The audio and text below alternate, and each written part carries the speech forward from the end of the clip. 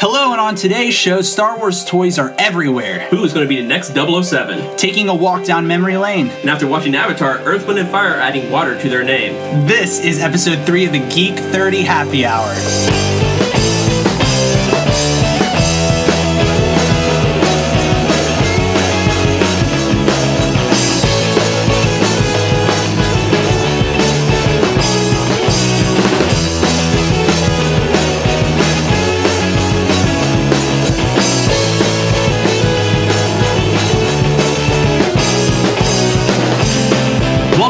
Another episode of the Geek 30 Happy Hour. I am Alex Albisu, and again, I am joined by my friend Jojo Maldonado. Hello, hello. How y'all doing today? Good, sir. How are you? Very good. Thank you for asking. Wonderful. And joining us today is one of my oldest friends in the world.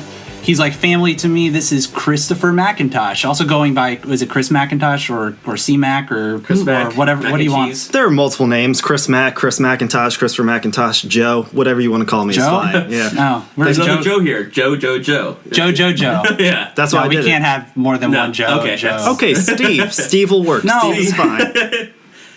We're gonna call you Chris. Chris works for me. How you guys doing? Thanks for having me on. I'm wonderful, man. Why don't you tell the world a little bit about you? Well, as Alex previously stated, I am probably Alex's oldest friend. We've known each other since I believe we were 4 years old. Grew up across the street. 4 years old. 4 years old, long time ago. In the Silver Point Way. Silver Point Way, SPW. You know, Yeah.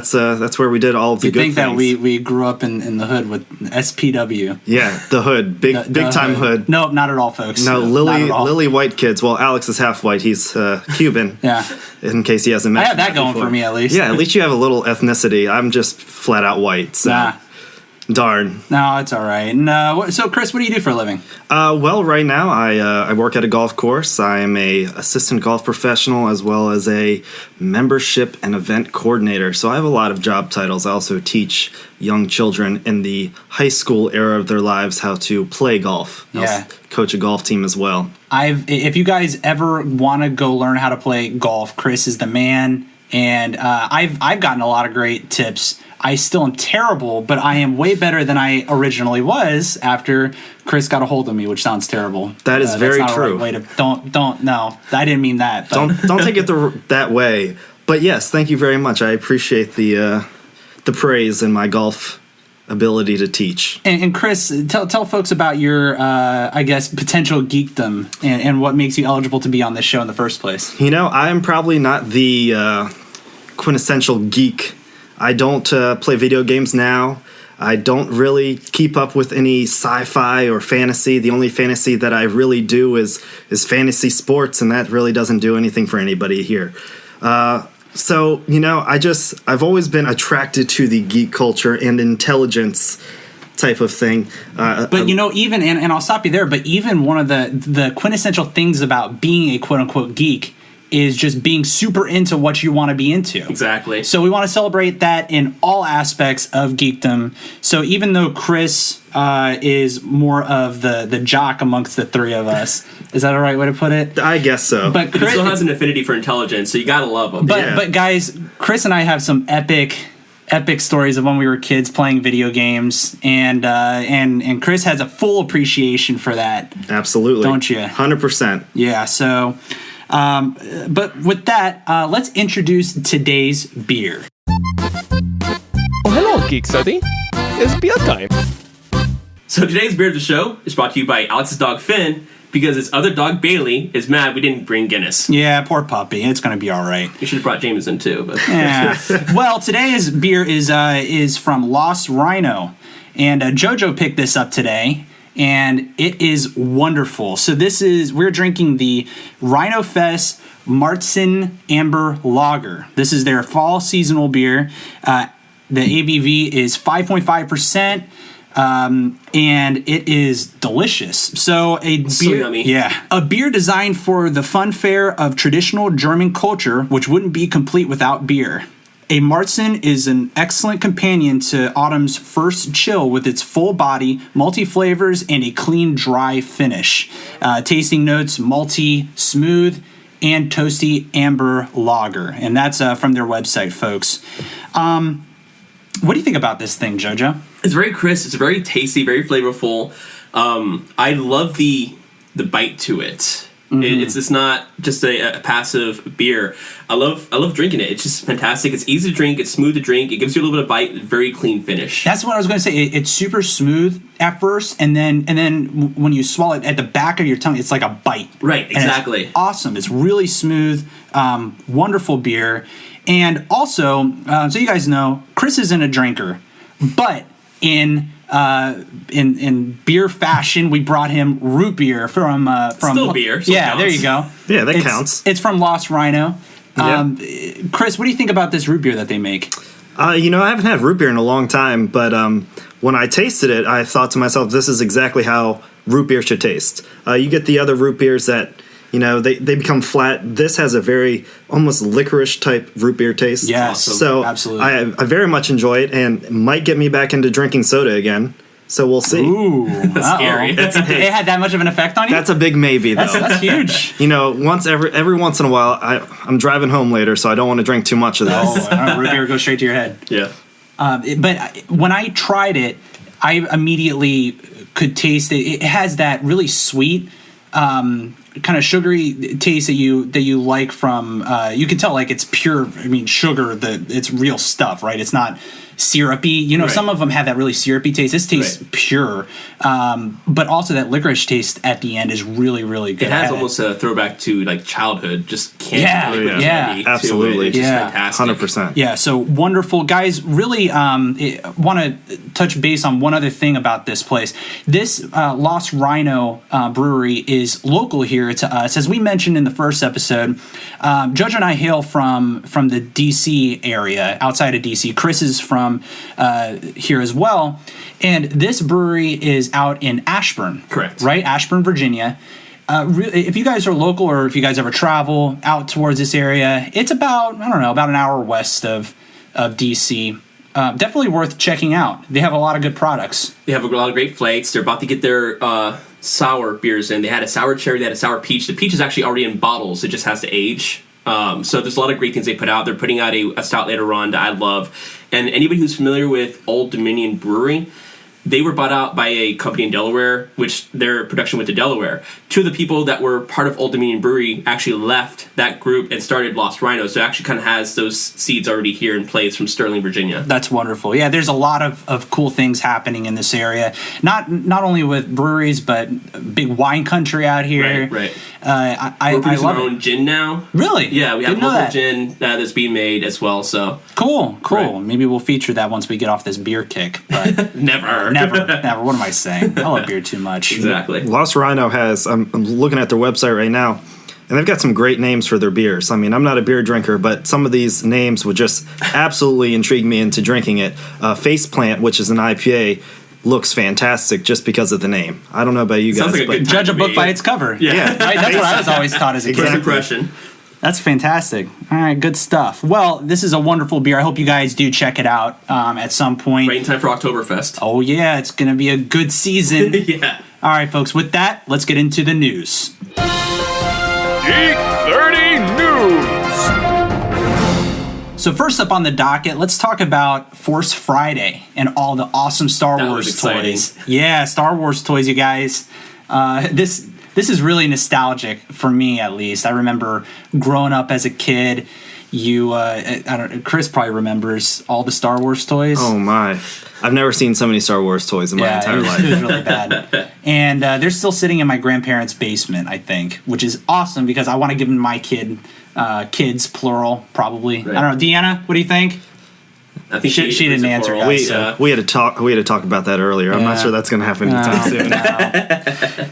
And this is really exciting. There's a lot of really cool things. I think one of the things that stood out the most, I think this was actually announced before Force Friday. Right. And guys, just some background. Force Friday was the day that they released all these brand new Star Wars toys that you're going to be seeing a lot of these characters in Episode 7 when that comes out in December. So it's a really big deal in that case because we learned a lot more about some of the characters, but also, God, it's just fun to collect toys. It's very nostalgic. It's Star Wars. Yeah. And some of these toys, just not only are they the old school, just plastic toys. You use your imagination, but some of them are actually very high tech and interactive and just fun to interact. Just fun to play with. If you guys have been following the news, you probably know what we're about to say. Yeah. That new BB-8 toy by it's by Sphero, right? NEED. Yeah. So this thing is really cool. It's made out of plastic, but it's got all the same kind of innards that the real BB-8 is made for, all the practical effects that they do in the movies, where you have kind of a magnet towards the top of the ball that kind of stays still, so that's how the little head stays on. But then you have a remote control on your phone, and you're able to roll it around everywhere. Make commands on it. Yeah, make commands. If it's anything like the original Sphere, there were actual augmented reality games that you could play with it as well. Really? So you can pick up virtual pellets or do different things. So I'm sure they can do little games with the BB-8, but just seeing it on its own, which is fantastic, with the little head bobbing around, moving around, going in a forward fashion, it's amazing. Yeah, and I don't know. I'm a little bit worried about getting it because I'm just thinking about what the dogs are going to do to it if I start rolling it around. You can always hand it over to me if you are worried. Oh, thank you. I appreciate you taking the bullet. I have your best interest at heart. Somebody's got to take the hit for that, guys. I'm glad Jojo is. I mean, looking at the write-up on it, if you look, it's got multiple functions from your phone. Right. It also has built-in voice control, so it can respond to your voice commands, and then it also has an exploring control where it just goes around and starts beeping at you wherever it is. And that just blows my mind because you're not doing anything to it, and it is still going. I don't have an understand. artificial pet at that point. Yeah. Just something around the house. You could get rid of the dogs. Oh, yeah, that's a great idea. I'm going to tell Deanna that. Yeah, I'm sure she'd be BB-8 really or the dogs. And this is one step closer to Terminator. I just want to point that out, folks. Skynet, the machines are taking over. That's a great point. So the BB-8 thing is really cool. It's going for $150. Worth it. I'm curious to see what people think of that. I don't know about you guys. I think I would spend $150 on a toy like that, but I'm also a big fat Star Wars. Well, not fat. I mean, if you guys have seen me, I'm pretty skinny. But I've spent multiple times just big numbers, big sums of money on Star Wars stuff, whether it's a video game, whether it's a system or console, model kit, whatever. At $150, this thing actually interacts with you or interacts on its own, and it's got its own life and own personality. It's not just a dumb piece of plastic. Yeah. I would definitely say $150 of value worth. Right, and so I'm curious to hear from you guys. What do you guys think about that? Shoot us an email, geek30podcast@gmail.com. 30 is all spelt out, as usual. Let us know your thoughts. And also, some other cool toys. They've been releasing all these Legos. Yeah. And we talked last episode with Jamie about the Doctor Who Lego set that's coming out. Kind of geeky about that. But this one really hits home for me because I grew up collecting the Star Wars Legos from the original trilogy and the prequels. So a part of me really wants to look into that. Right. But, I don't know how much playability they actually have for me these days. I don't know. That's one of the points we made is with the Star Wars sets or the Doctor Who sets or any of the specialized sets, they become kind of a final deal. Once you build them, that's it. That's I just want to look at them. And do I really want to spend $70 on Poe Dameron's new X-Wing and build it and then just have put it on your desk? Yeah. Or yeah, I don't know. Maybe. Yeah. I mean, it's nostalgia for you. Yeah. Chris, you're big into Legos, right?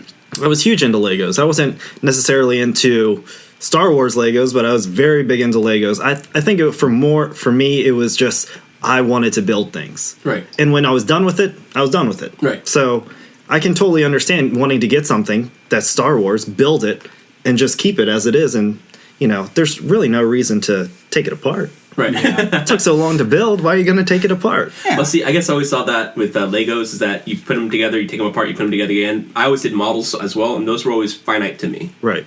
Now, Absolutely. were you one of those people that ever put a Lego set together and then put super glue and made it stay? Never. I would never even think about that because as a child, I wanted to take things apart, right, and build them back up. I mean, I couldn't tell you if any of my Legos are still set where they were supposed to be set. I'm pretty sure that all my Legos in my mother's house are just all combined into one big box. Oh wow! So I can probably just build whatever. I have no idea what it's going to be.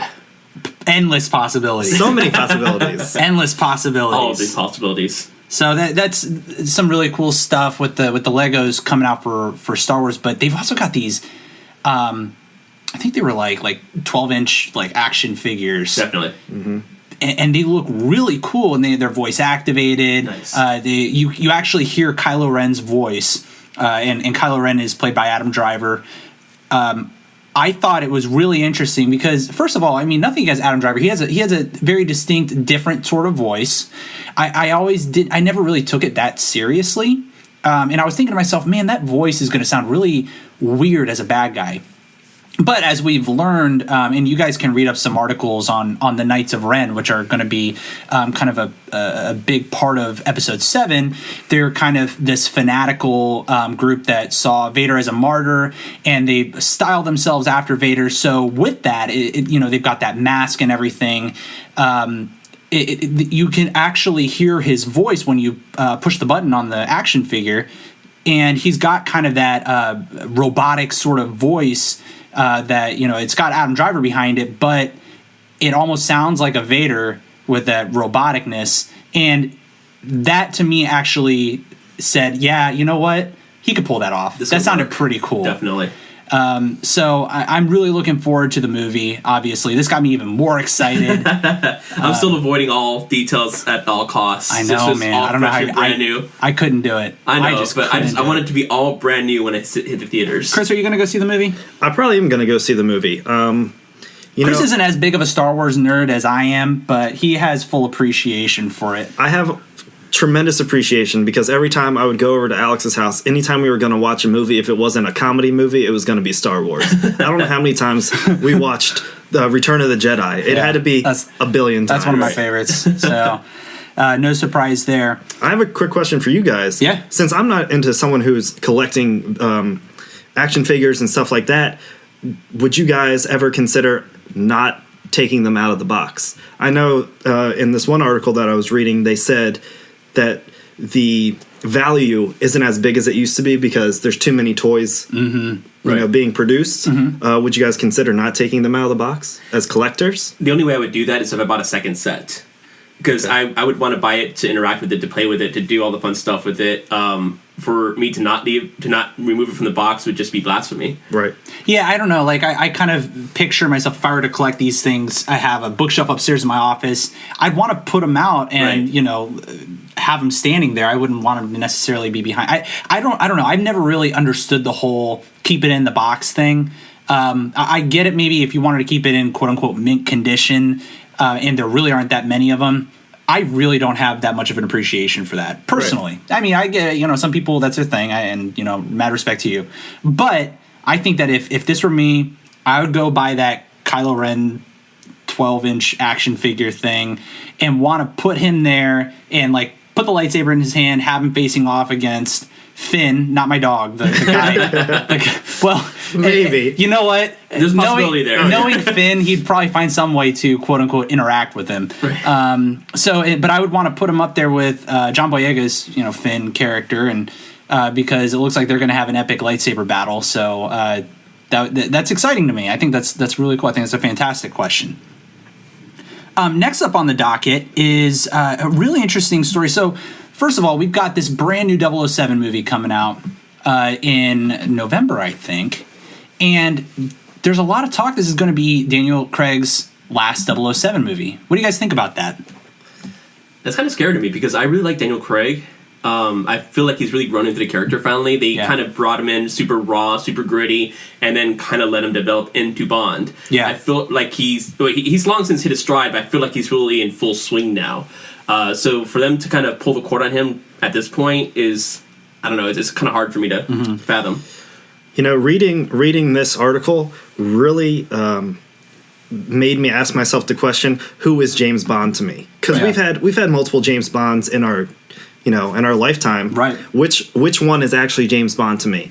And I would have to say probably maybe because I'm older now, that Daniel Craig is James Bond to me. So it's going to be hard for me to see someone else as James Bond. I mean, I remember Pierce Brosnan as James Bond, but it didn't really stick with me. But James Craig, he is James Bond. He looks like James Bond. Craig. Excuse me, James Craig. Daniel Craig. Pardon me. No, he's Daniel Craig slowly becoming James Bond. That's why he's now James Craig. James Craig. My bad. No, but I think you guys bring up really interesting points. I would dare to say that Daniel Craig is the best Bond so far. Definitely. I would probably make that statement, and people would hate me for it, but I think that he's absolutely brilliant. The last movie was it Skyreach? Is that what it's called? Skyfall. Skyreach. Skyreach is something from World of Warcraft. I'm sorry, guys. Skyfall. Adele. Yeah. That's all you got to remember. Oh, Adele. Yeah, that's right. Skyfall, I think, for me, is what solidified it. It was an amazing movie, and now we got this new one coming out, and Daniel Craig's saying that this is going to be his last one, and there's a lot of talk about who's going to take over as the new Bond. There are a lot of people. Idris Elba. How do you say that? How do you say his name? Let's say Idris. You could ask me how to say it. I'm going to butcher it every time. I have no idea. I mean, this is a dude that's been in a ton of movies. Right. And there's a lot of talk about him being the next Bond. Also, it's of note, he's African American. It shouldn't be a thing. People are making it a thing. I think it is absolutely brilliant to put him in that role, not for any race reasons, but for his acting abilities. And another note about him, he is actually a Brit. Right. Yeah. So they all have to be, I think. Right? Well, Sean Connery was... There were some Americans on the list that they gave. Yeah. So, Sean Connery was Scottish. Yeah. Okay, well, I think I guess what I'm thinking is from the UK. Yeah. Right, exactly. So, Great Britain. And Michael Fassbender was somebody else. And we recently talked about him last episode. He's the guy playing the assassin in the new Assassin's Creed movies. That's really exciting. Speaking of, we were just talking about a Mega Man movie last weekend. Fox just announced a new Mega Man movie. Oh, yeah. Can we talk about that for just a second? Going off on a tangent. My buddy Eric sent me a note that they're actually making a new Mega Man movie, Fox is, and he sent me, I guess, a text, and he said, this is per your last episode, tell Jojo about this. And so I sent that over to Jojo, and he said, actually, I already saw this. This is crazy. So that's super exciting. I think that will be really interesting to see how There's not a lot of information out there right now, aside from they're developing it, but it's just ironic that we spoke about it a week ago, and it's already being announced. Clearly, Fox is listening to the podcast. Yeah, exactly. Yeah. And but kind of going back on track with this whole Bond thing, there are a couple other names. Tom Hiddleston, who's Loki, was on this list. And guys, I have an article that I was reading, and I thought it was really interesting. I'll put this all in the show notes, like I usually do. I think it would be funny to have Loki as Bond. I just don't see that. I don't know. Like, I love Tom Hiddleston. I don't know that I see him as a No, I don't really see him as a Bond character. I think one of the most... Like, maybe a Bond villain, maybe not a Bond. Yeah. I think that another interesting choice, and this is a really strong choice in the community, is Tom Hardy. Oh, wow. But he's American, isn't he? I think is he? Is Tom Hardy American? That's a great question. I thought he was. Let's use the power of the internet, Jojo, and find this out. English. And see, I thought so. So is that his language, or is that just? No, he's from Hammersmith, London, United Kingdom.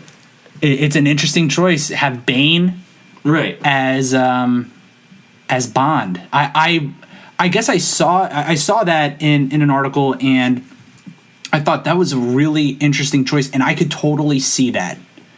He's kind of got that when he's not Bane, he's kind of dressed up nice. He's got that swagger that Bond can pull off.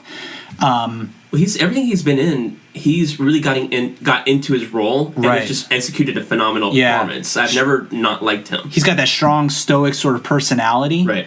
I think he could pull that off. Pull it off. Between him, I don't know. This is just me, guys. Between him and Idris Elba, I think between the two of them, those are my picks. Well, Tom Hardy, I think, would be a great just kind of continuation of what's going on with Daniel Craig. Mm-hmm. Idris Elba, I feel like they would have to establish a new kind of background, because Idris is a little bit older, isn't he? So he's got to be a little more established. I know obviously you see him. He's got gray hair, right? And also when Daniel Craig came on, they established that this is a younger, more reckless Bond. Right, exactly. So that it wouldn't maybe surprise me to see them go maybe a little bit further along in the story, if that's the angle that they even wanted to go with. But makeup does some crazy shit. Oh yeah, definitely. But he's currently 43.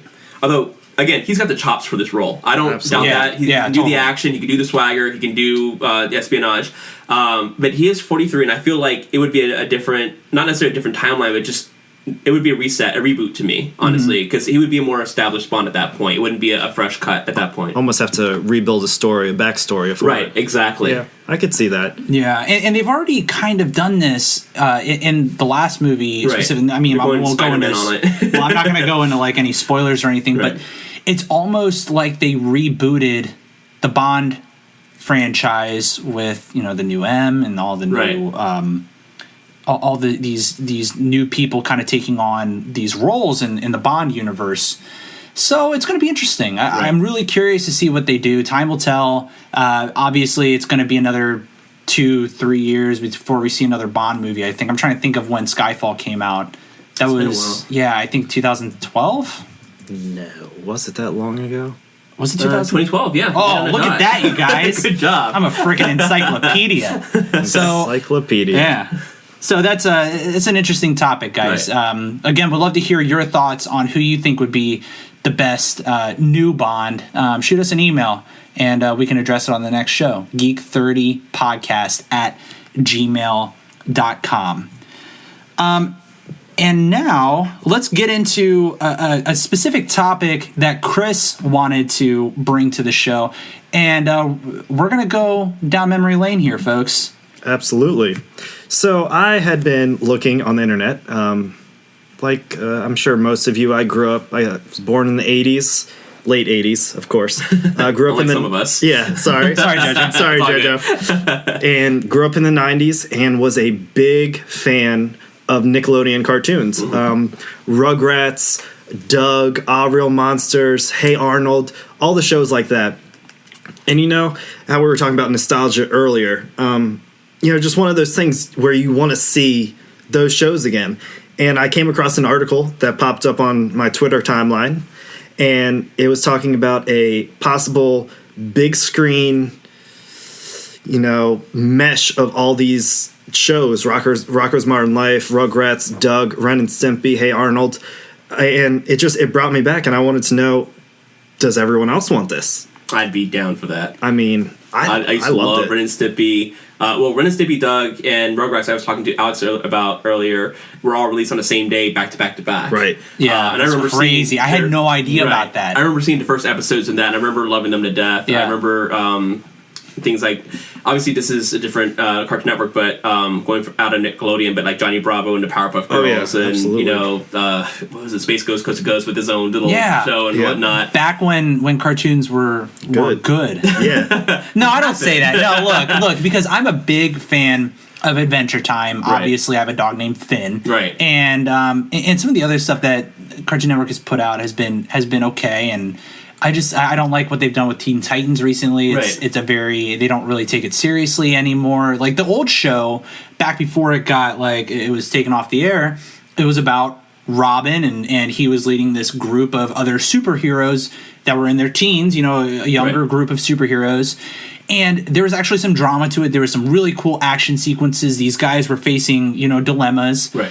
But now they've totally trivialized the whole situation that they're in. And I don't know. I'm a purist, I guess, but I don't really appreciate that, I guess. Right. It just kind of shows what kids are into these days. And I'm sure, I'm sure people that were our age, I don't know, 10, 15 years ago, when we were watching those G.I. shoes. Joe and Transformers. Yeah, they probably were like, oh, what is this crap? This isn't Scooby-Doo this or isn't whatever. Howdy Doody. You know what I say? Screw you. Those were good. Those are awesome. They were horrible. I went back to them recently, but they were good back then. No, but you brought up good shows like Dexter's Laboratory and Powerpuff Girls, and Chris was talking about Ah Real Monsters and Hey Arnold and all that stuff. Like, that stuff's so nostalgic to me. And when Chris was talking to me about this, I don't want to see them bring these shows back and they butcher it. Right. Right, absolutely. This is the same argument that people have had with Star Wars with Episode 7. You know, They try to bring back G.I. Joe, they butchered it. Yeah. They try to bring back Transformers. I mean, I know there's a new cel-shaded game coming out soon that looks legit, but a lot of the recent reboots of Transformers, movies included, haven't been all that great. I mean, I'm biased to the Transformers franchise for growing up with them, and the movies weren't as bad. They try to keep on point, but Michael Bay just wanted to butcher them just for the fun of butchering them, apparently. But there's just so many different ways. Like the G.I. Joe movies were horrible. They were pretty bad. You know, I think they were. They did their job. They were a action-packed summer movie. But you could have taken G.I. Joe off of it, and it would have been exactly the only better movie. Yeah. You could have called it. You know, guys fighting with guns and right, going into submarines and killing stuff. Right. And not called it G.I. Joe, and it probably wouldn't have made the same amount of money. Exactly. You know, it's just, it is what it is. So we had that argument last week as well with the video games where they're taking IP and trying to make them into movies, and they're doing a really poor job of it. Not really following storylines. Exactly. They're just kind of taking the name, right? Saying, okay, people play this. Right. They're obviously going to go watch it, and you know what? Most of the time we do. Even like World War Z, I was told that the only thing that World War Z shares between the movie and the book is the title, because apparently there's two different entities. They are completely. Yeah, I mean the movie actually it's in the same universe, right? But completely different story. And to be fair, though, that's a good movie. I still haven't seen it. I like that movie a lot. If you haven't seen that, I recommend. Have you seen that? I have not. No, it's good. Okay, I'll check it out sometime. It's actually one of the better zombie movies. Okay. This this generation. I grew up with George A. Romero, so I really enjoyed it. You know, some folks may disagree. Right. I think a majority would agree that it's actually a good movie. Awesome. Sorry. Yummy. Better out than in, I say. That must mean the beer's good. Yeah, no, it's very good beer. So let's talk a little bit more about this, getting back on track with these Nickelodeon shows. I don't know, how would you guys feel if just suddenly, you know, you're watching, I don't know if you guys normally watch Nickelodeon. I don't, I'll admit. But what if somehow you heard Ren and Stimpy was coming back on the air? How would that make you feel? I might have to watch it. I mean, it's just... I would have to watch it. It's a blast from the past. It's something that, you know, we all used to watch as kids, and it just brought such great joy. Why? I have no idea. Like, I don't know if I'm going to feel the same about it. It was very inappropriate humor considering the target audience. Holy bro, it was so crazy. Oh my god, it's wrong really on so many bad. different levels. Yeah. I might actually enjoy it more now than I did back then. Yeah, because you're going to get the jokes. Right, exactly. You know, I remember being a kid and I would have to watch that with my mom because my mom appreciated the humor. If my dad ever walked in and was like, "What are you watching?" and I would get in trouble, but my mom actually was the one that appreciated it and would let me watch Ren and Stimpy. Absolutely. On that note, I don't know how many times I would be at Alex's house, and then we'd be downstairs and we'd walk upstairs and his mother is watching cartoons and just cracking up. Guys, if you ever wonder where I get my appreciation for these things, it's pretty safe to say I get it from my mom. Not to say, like, my dad has had a huge influence on my geekiness from building computers and Star Trek. Oh God, Star Trek! Such a Trekkie. Oh my God. Oh my God. Such a my dad Trekkie. and I still to this day have arguments over what's better, Star Trek or Star Wars. That age-old argument. Right. It'll never go away. No, it'll never go away. And honestly, both sides are right and both sides are wrong. So no, there's never a wrong answer. Star Wars. Well, no, I'm just kidding. I say Star Wars just to upset my dad. I'm not trying to open that can of worms, but J.J. Abrams just directed 2 of the Star Trek films, and it's now directing the first Star Wars film. So there's gonna be a lot of there's gonna be a similar feels. Let's see what happens in December, folks. That'll be a whole new show. But you know, if we were to see Ren and Stimpy coming back on the air, I would see Ren and Stimpy. I would also see Doug. Oh man, Doug. I would be. Chris, you dressed up as Doug recently. I did. For Halloween. I dressed up as Quail Man for Halloween. Yes, Doug is one of my favorite shows of all time. No, it's amazing. It's just even if it's just if they just bring back the opening sequence, it's just so good. I can't get enough of Doug. Oh, it's so good. And why people were different colors in that show, I have no idea. Yeah, I don't It's know. so good.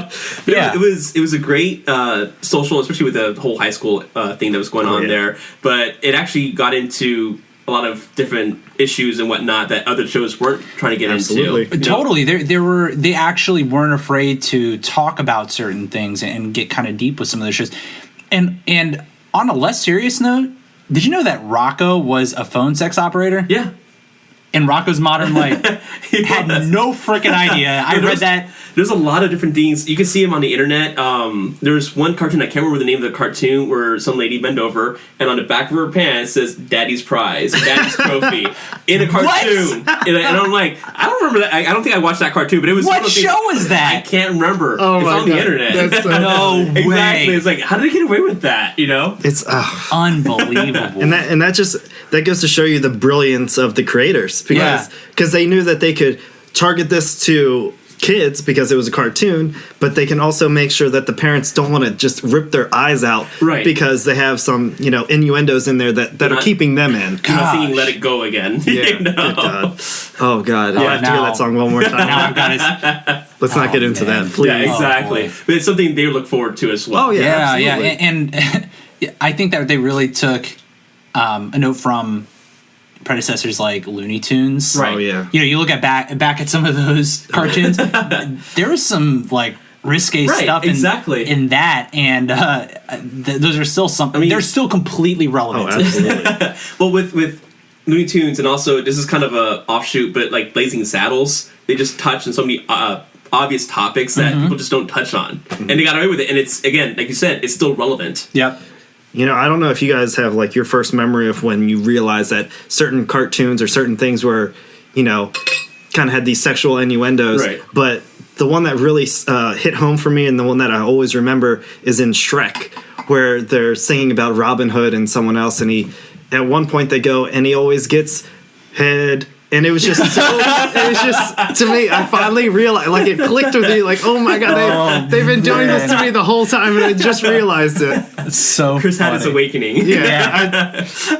I was 16, 17, 18, maybe I was Right. 20, I don't know. But no. Because what's I want to try that. Yeah. What is that? What does that mean? And it finally just clicked. I want to say So it was funny. probably something Pixar for me, because Pixar will sneak in a couple of jokes. Oh, yeah. They're a lot more subtle about it than Yeah. Looney Tunes or Yeah. Nickelodeon. But I can't remember if it was like Toy Stories or Monsters Inc. They dropped something. It was like, did they just? I think mine was a Pixar situation too, and I Right. can't remember for the life of me which movie. I just remember it. I remember the thought going through my mind that, wait, shit, this is Disney. you know? Like Should I be thinking of it that way? Right. Like, Yeah. what's Just going on? I mean, I don't think this is the scene for me, but Monsters Inc. when he goes, "Oh no, these are lemonade or lemon," and not because they looked yellow. Yeah. It's just like one of those, like, they can't get away with it. Can they get away with that? Apparently. You stuff just like that, man. It's so good. flabbergasted. Yeah. It's so good. I mean, they say that the plans for this Nickelodeon stuff is for it to be like it's cartoons and live action at the same time. Oh, wow. So they want to do like a Space Jam type thing, Okay. crossovers between Clarissa Explains It All. Are You Afraid of the Dark? Great show, by the Oh way. man. Oh, so all Nickelodeon. Yeah, IPs. all of Nickelodeon, Wow. all that. I mean, all this stuff. Okay, whoa, hold up.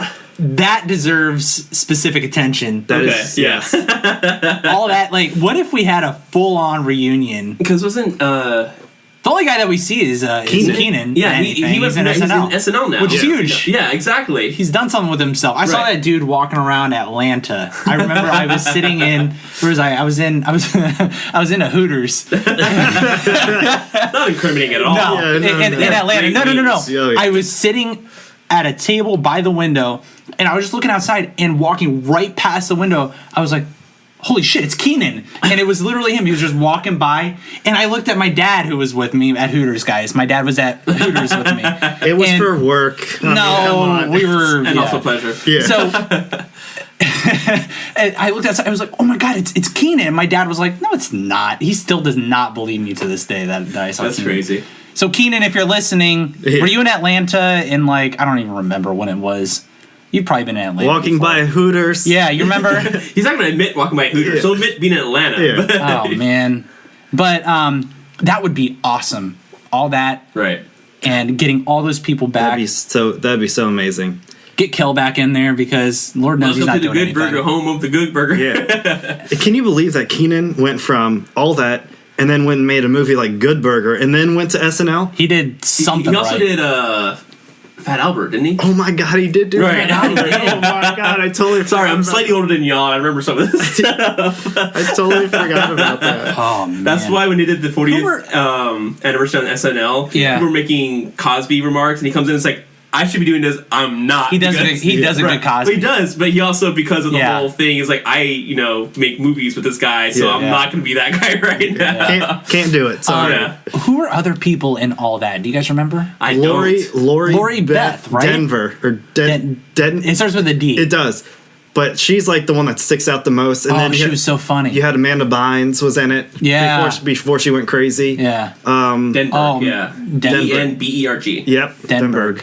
And there's so many good ones in there. I can't Oh even. man, it's And such that- a good show. It is, and that's the problem with, having that cast is you're only going to remember the ones that are still around. Right, exactly. I mean, because they just rotated a lot. Yeah. So now I think it's time that we get into some email. Now we got an email here from Eric. He says, "Hey guys, quick question for Jojo. I'm looking to play some old school games. Specifically, I would like to play some of the old Legend of Zelda games, Mega Man games, and Metal Gear series.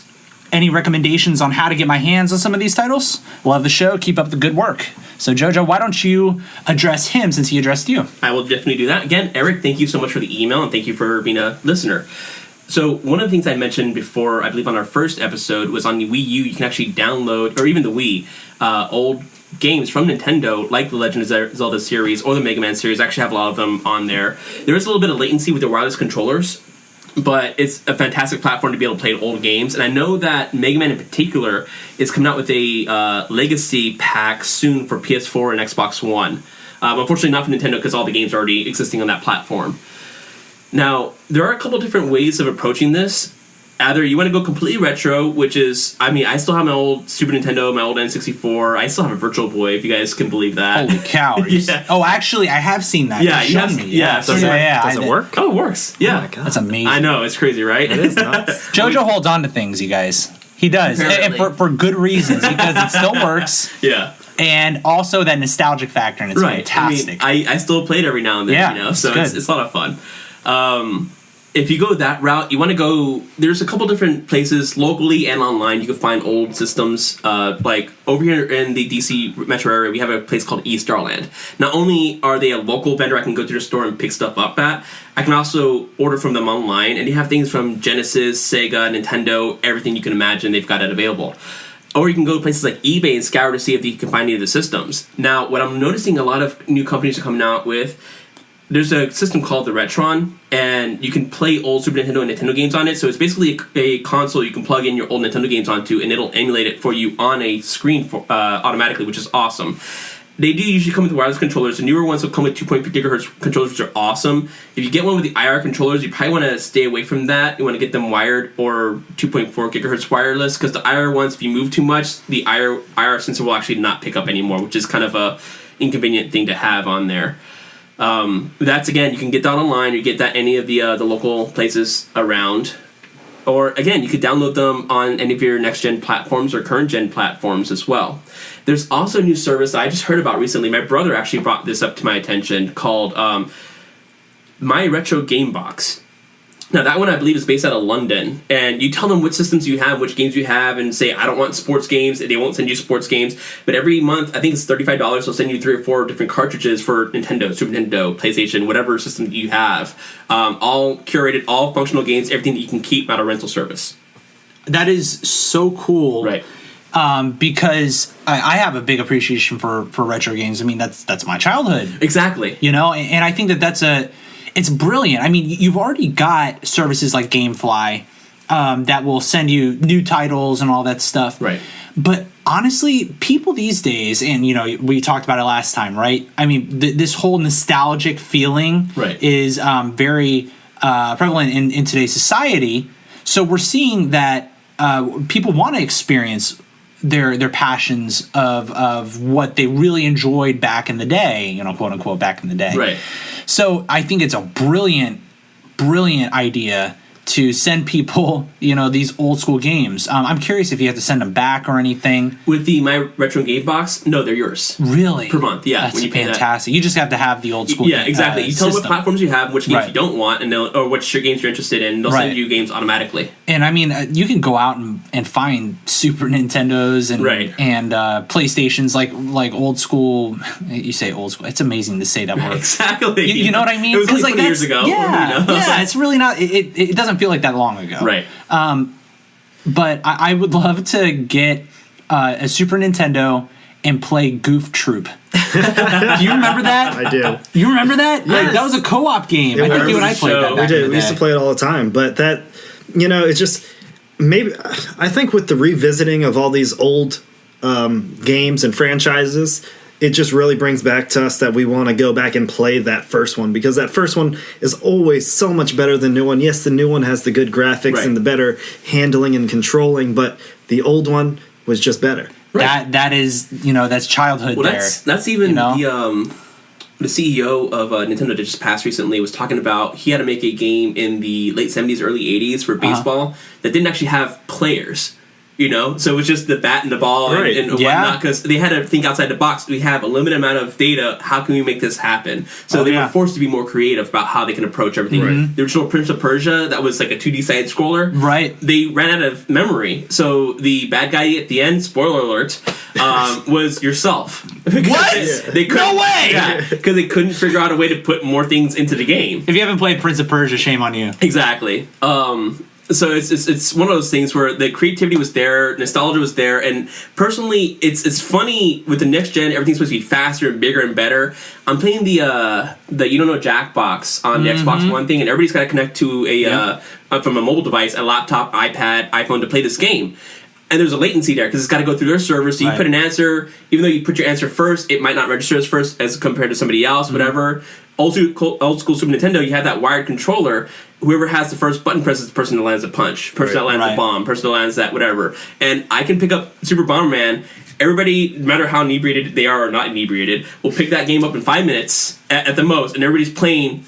Done. There's no learning curve there. Wait, so hold on. Let's also talk about something. Yeah. Because Jojo and I were recently in a wedding. What was it, in May? Yes. For our friend Ryan. Ryan's actually going to be on the next show. Yeah, Yes. he will be on the next show. We're all excited for that. Yeah. too. So Ryan was my roommate for a couple years, and I've known Ryan for forever. And so for the bachelor party trip, we took it down. We went down to Virginia Beach and got into shenanigans down there. But on the way down, we rented. What was it? It was like one of those like gigantic vans. It was a conversion van. Yeah. It was almost a limo van. It It had really was. like 3 or 4 rows of seating. Yep. But like captain's chairs. Yep. And there was a TV. Right. And we hooked up a Super Nintendo to Yes. it, and we played Street Fighter and Bomberman all the way down. And it was so nostalgic, and it was awesome. Right. And when you said Bomberman, it just I what popped into immediately thought Right. of it. And so but those experiences, playing those old games, is really fun. I think it's a brilliant idea. And Eric, I hope that you take advantage of a service like that if this is something of an itch. If you're looking for good Legend of Zelda games, Ocarina of Time is obviously Oh yes. it's so good. Well, it's the first 3D platform, which is fantastic. but it's so The top-down version, Link to the Past, is also a very fantastic one. Right. 2 completely different games and 2 completely awesome games. if you really want a story-driven experience, so I mean, Ocarina of Time is fantastic. Right. The Metal Gear series, The original one for NES was actually quite confusing with the maps you have to learn. Yeah. You may need like a game fax or like a walkthrough of some of that stuff. Yeah, It took a while to figure out. It was just fun, but it was crazy back in the day. I would recommend. I think it was Metal Gear Solid 3 for the PlayStation 2. Right. I think was it Sons of Liberty. I can't remember. Whatever Sons of Liberty is, Eric. Well, that was my first once they got entrance. to a 3D environment, Yeah, it really kind of that was my first experience in it. But the Metal Gear games are just brilliant. That developer is amazing. But people forget that it was originally on Nintendo. It wasn't a Super Nintendo. It wasn't a PlayStation title. To begin with. And even the one on PlayStation 3 recently was just brilliant. There was a whole there was this whole thing where they were like in the middle of a mission, and you were really deep into the game at this point. They said in the middle of a mission, all of a sudden it stops, and the guy who's almost like your narrator and your friend in the game stops, and a little thing comes up and it says, Snake, now it's time to enter in disc 2 of the game. And I'm sitting there, and it pauses, and I'm sitting there looking at like the game pack, and I'm like, shit, I don't have 2 discs. Like, did I get gypped? And then all of a sudden he comes and he's like, no, just kidding. This is a Blu-ray game, so everything's contained on 1 disc. Now you can commence with your game. And I literally almost had a heart attack because the amount of time that I invested in the game was But you didn't question it because you're from a retro gaming area where you had 3 or 4 discs. Yeah, a game like that and those Metal Gear games are very time intensive. Right, keep that in mind. There were points in that PlayStation 3 game where you're watching a cutscene that was literally 20 minutes. Right. So, Eric, if you have time on your hands, I would recommend the Metal Gear series. You definitely need it. But Mega Man, the first one's always a classic, but the second one is most people's favorites. The whole series 1 through 6 is amazing, but the X series on Super Nintendo 1 through 3 are fantastic. If you can get your hands on those are amazing to play as well. Oh yeah, and this is just so. This conversation's so nostalgic. I remember when Chris and I were kids and we would play Street Fighter and I would scream at Chris for beating me every freaking time. Here's the thing about playing games with Alex. You got to know he hates to lose. Yeah, surprise. I would never guess that. You would have never guessed that. If you ever played a board game with Alex, you know that he's the worst person to play a board game with. But back onto the video game side, go ahead. I shoot to kill. He does shoot to kill. That's really all it is. So when we would play Street Fighter, and this is one of my fondest memories of Alex and I growing up, is when I would be beating him, and I would just do the same move over and over and over. And every time I would do it, Alex would yell at me, "You can't do it the same thing every time." But it's beating you. I was such a sore loser. He was, and he would hate that I would just hate him. just continually do that over and over and over. And Chris beat me every single time when we would play video games. To feed off of that, my brother and I had this rule that we couldn't corner each other and we couldn't spam certain buttons. So on that bachelor trip down, I was playing this like really, for lack of a better word, shitty version of Street Fighter. I was like, what the hell is this? What are you supposed to do this? You're supposed to do this. Like, okay, I'll play your game, and I beat Alex, and he was pissed at me. I was really like, I'll play your game, don't worry. You did what I did. That's what you did. You know. And then whiny, complaining Alex comes out. And I don't like to lose, you guys. He doesn't like to lose, but I was trying to be normal about my efforts. And like, spam buttons. No, you're being cheap, Jojo.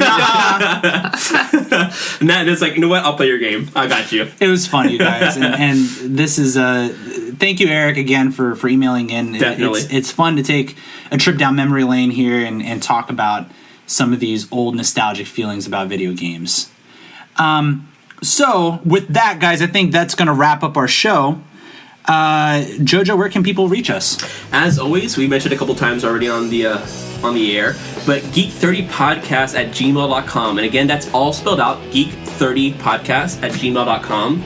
If you want to leave us a voicemail, you can definitely do that at 443-424-3350, or even follow us at Twitter at Geek30. Yep, and thanks again to Chris McIntosh for being our guest today. Chris, I hope you had fun. I had a great time. Thanks for having me on, guys. And thank you for being thank you for being an avid listener. I hope you guys follow us on Twitter and all social media, but also subscribe on iTunes. Give us a 5-star rating. Let us know your thoughts. And special thanks to Jamie Sweetland, as always, for production and the awesome music that you guys hear. You don't know the stuff that he has to cut out and deal with. Oh, jeez. Especially this episode. Exactly. Fun. Whoops. Yeah. And yes, thank you, Jamie. And of course, thank you to you guys for listening. We will see you all next time. Until next time, have a great day. Hola. Yeah, hola is not goodbye, but that's Chris saying bye. And one last drink of root beer. There we go. All right, guys, take care. All right, bye.